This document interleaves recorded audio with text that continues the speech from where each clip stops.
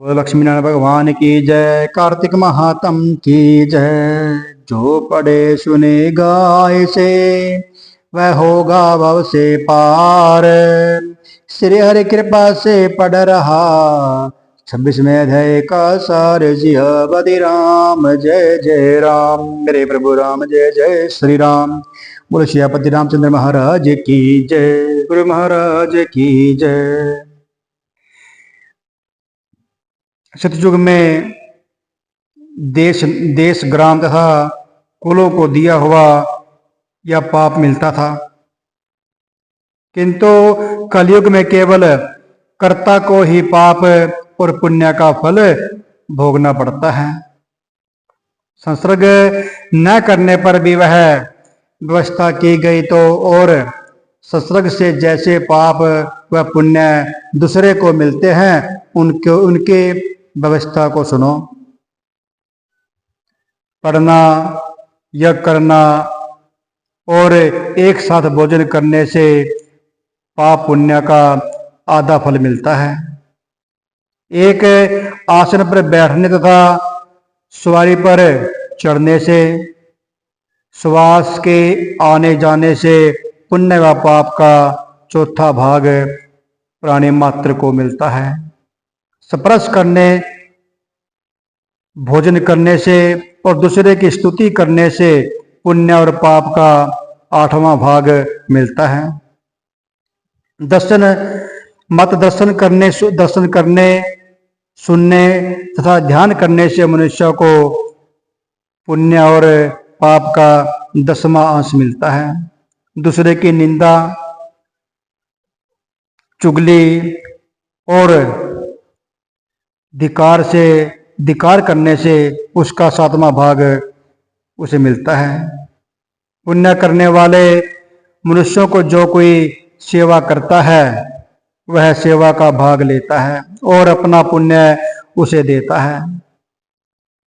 नौकर और शिष्य के अतिरिक्त जो मनुष्य दूसरे से सेवा करवाकर उसे पैसे नहीं देता तो वह सेवक उसके पुण्य का भागी होता है। पंक्ति में बैठे हुए भोजन करने वालों को पत्तल को जो व्यक्ति लांघता है वह उसे उसकी की पत्तल उसने लांघी है, यानी जिसकी पत्तल उसने लांघी है उसके पुण्य का 6वां भाग देता है। स्नान तथा ध्यान आदि करते हुए मनुष्यों से जो व्यक्ति बातचीत करता है या उसे स्पर्श करता है वह अपने पुण्य का 6वां भाग दे डालता है। जो मनुष्य धर्म के काम के लिए दूसरों के धन मांगता है पुण्य का भागी होता है। ठीक उसी तरह जिस तरह के दान करने वाला पुण्य का भागी होता है, जो मनुष्य धर्म का उपदेश करता है और पश्चात श्रोता से याचना करता है वह अपने पुण्य का 6वां भाग उसे देता है। जो मनुष्य दूसरों का धन चुराकर उससे धर्म करता है वह चोरी का फल भोगता है और शीघ्र ही निर्धन हो जाता है।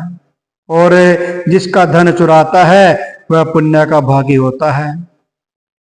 बिना ऋण के उतारे जो मनुष्य मर जाते हैं उनको ऋण देने वाले सज्जन पुण्य के भागी होते हैं। शिक्षा देने वाला, सलाह देने वाला, सामग्री को लूटने वाला तथा प्रेरणा देने वाला या पाप और पुण्य के 6ठे भाग को प्राप्त करते हैं। राजा प्रजा के पाप पुण्य के षष्ठांश का भोगी होता है।